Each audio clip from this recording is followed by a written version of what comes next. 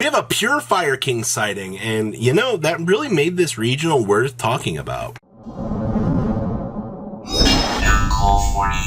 Make sure you guys smash the living crap out of that subscribe button so you guys don't miss out on more awesome content. So, this regional breakdown is going to look nothing like anything that we have seen before in this format, as Voiceless Voice actually takes the lead out of this event as your highest represented deck in Top Cut, which is honestly pretty impressive. I didn't expect to see 3 Voiceless Voice decks out here, but the fact that you have such competition for this really once again kind of proves, you know, when you're looking at these regional differences in these areas where, you know, one particular region you can have, you know, one deck doing well, and another, you know, you can see something else challenging the meta. It's actually pretty good. Now, crazily enough, the Voiceless Voice decks didn't end up winning the event. It was actually Tier that ended up winning. Wow, we're really on a slapback back here to actually see that. Now for the rest of this event. We did have a Fire King deck. Is probably going to shock some people as a budget-friendly alternative.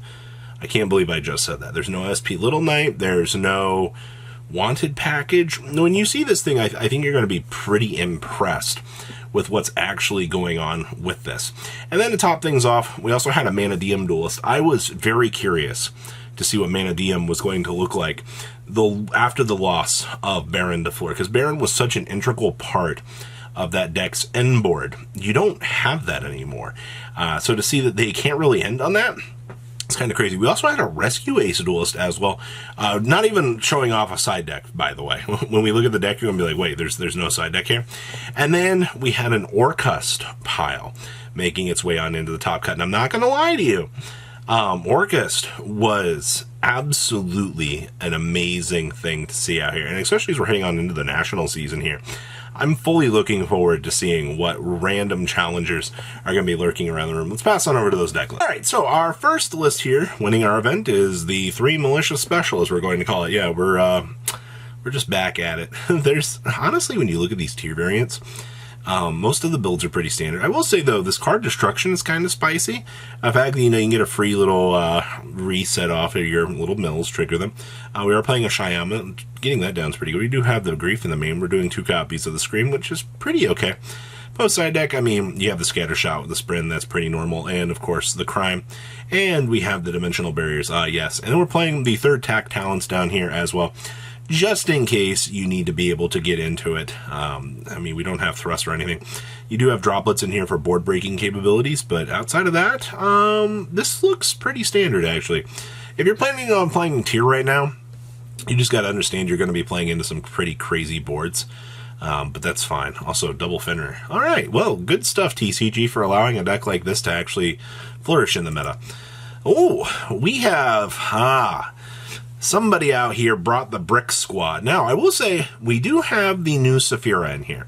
There's been a huge debate if the new Saphira is even worth playing, and I think most people just have agreed, not really.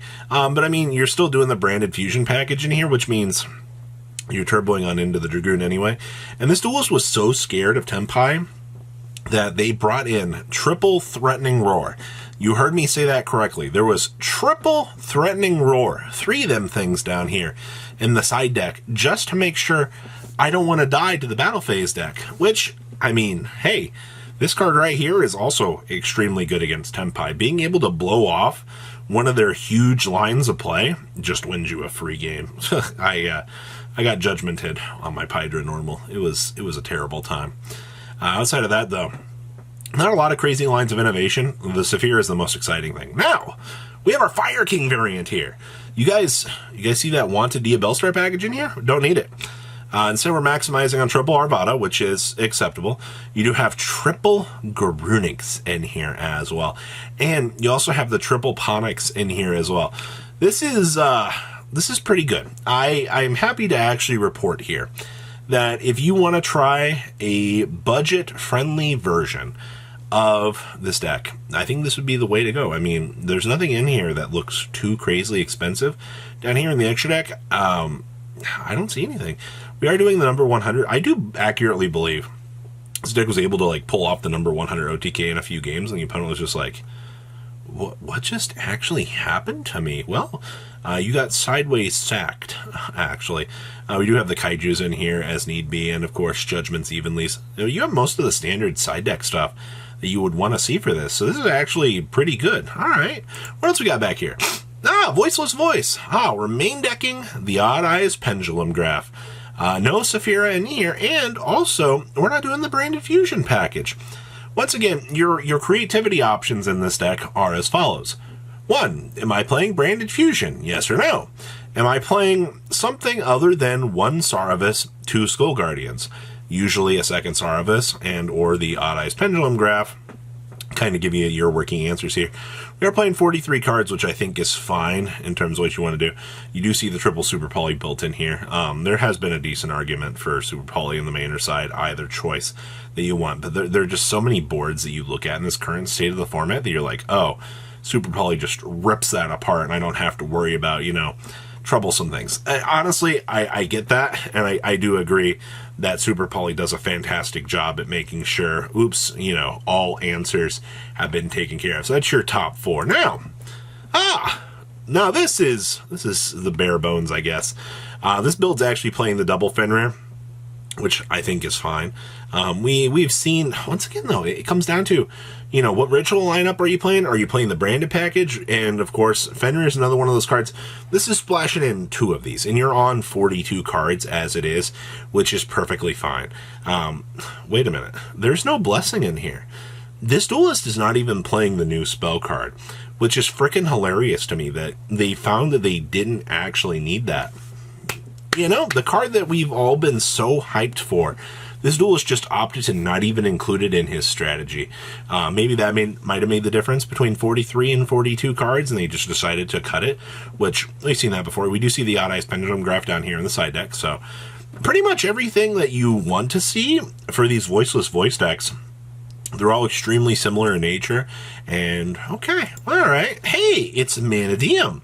How has this deck evolved? I do see that we are main decking 2 copies of Enemy Controller, which is fine, along with Droplets, so you're still going to need some of those defensive options to kind of do your thing down here. Now your extra deck. What are our key pieces here? I do see that we are using a Chang Ying. Honestly, Chang Ying and Dissipator are acceptable substitutes, in my opinion, for the things that you might need to adjust on the end board. Maybe putting up an SP Little Knight along the way. Just understand when you're making these end boards, they might not be the craziest thing in the world. That's why you have things like the board breakers here to kind of help you out. And of course, being able to actually access that reframing as a key negate so you can actually, protect your investment on the field. Very, very important. Outside of that, though, there's not a lot to really talk about here. I'm glad to see that they did have an out in here to Purely. Purely's dominance has been growing pretty heavily over the meta, and that cat is very annoying to deal with. Now, we have our Rescue Ace Duelist. Holy crap, talk about, no side deck. I actually not only find it very funny that Rescue Ace managed to make the top cut here, but no side deck in Bossing Say. We didn't even need this. Alright, so I guess that just kind of proves for this regional that the your standard little set full combo was enough to kind of push through and prevail through a lot of things. I also see we are doing the Ambler Whale down here. It's kind of nice to actually see the old standard lines of play kind of sticking around here. Also, these duels only have 2 copies of Bonfire in their deck. I guess I don't really feel like you want to optimize and play 3 of these in this. Like, honestly, 2's probably good enough. You just got to get to the Pobblers. You do have the full Diabellstar package. You're good to go for what you want to see with this. Yeah, there's not a lot of crazy innovation here. Rescue Ace, still an extremely straightforward deck. I know I've been saying that a lot this video, but if you've been here for the last 6 formats that we've had this deck, it never changes. And of course, we have our Orcust pile here. Now, the most interesting thing I see here straight off the bat is 1 Harpor. They didn't feel that they needed the additional copies of this, which is funny. You're still doing the the King Sarcophagus package for the Horus play, so you gotta love this stuff. We're maximizing on some very strong hand traps here. And the basic other stuff down here, I mean, your extra deck line, still find 2 Dingrisu, 2 copies of Galtea, that doesn't really change. We are doing a Thunder of Ruler and a Threatening Roar. Like, this is a combination of things. I guess being able to blast your opponent during the standby phase definitely ensures that you can get some value out of it. Huh. Interesting. I like this. So what do you guys think about this regional breakdown? Please leave a comment down below. Tell me what you guys think, and I'll see your beautiful faces back here later today, guys. Peace. Patrons, thank you.